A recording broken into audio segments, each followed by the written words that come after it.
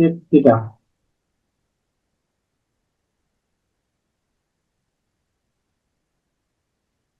এটা বলতে পারি 1/cos থিটা।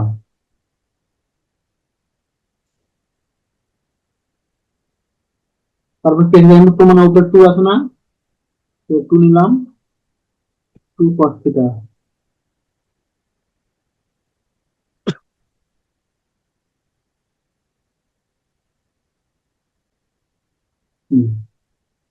তারপর দেখেন তো 2, নিচে আমি রুট করব, তাহলে এখানে স্কয়ার করতে হবে না?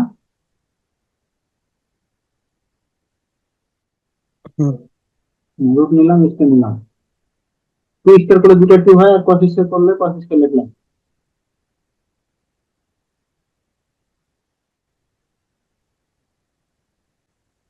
তারপর দেখেন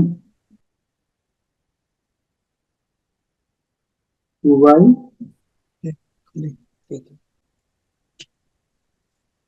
এই 2টা রাখি দিচ্ছি, হ্যাঁ প্রথম 2টা রাখি দিলাম, পরের 2টা 2 cos স্কয়ার থিটা মানে হচ্ছে 1 প্লাস cos 2 থিটা।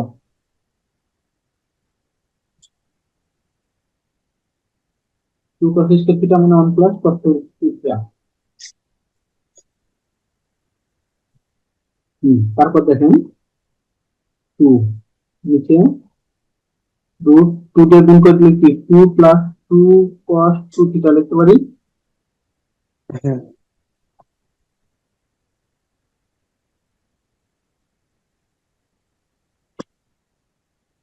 তারপর দেন 2, নিচে আবার এই 2 থাকলো প্লাস, এই জায়গাতে আমি আবার রুট করবো, স্কয়ার করবো, তাহলে রুট করে স্কয়ার করলে কি হয় 2 ইন্টু 2 cos স্কয়ার 2 থিটা লিখতে পারি।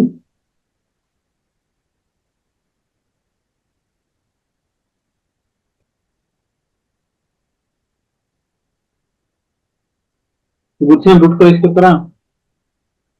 হ্যাঁ, নিচে উপর 2 থাকলো, নিচে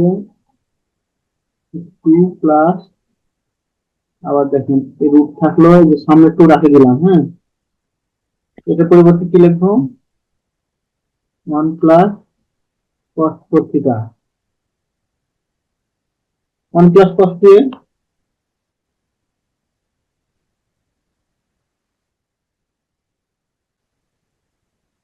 না, তারপর দেখেন উপর 2 থাকলো, নিচে রুট 2 প্লাস, আবার 2 দ্বারা গুণ করে দিব, 2 plus 2 cos 4 theta.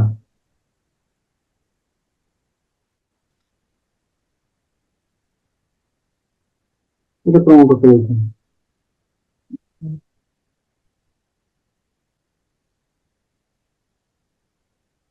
Right side থেকে কি এত বড় হতো? হ্যাঁ মোটামুটি একটু হবে, উল্টা দিক থেকে যেতে হতো তখন, জাস্ট উল্টা চিন্তা করেন, আগে 2 কমন নিতাম, উল্টা চিন্তা করেন, এটাই উল্টা ভাবে করতাম।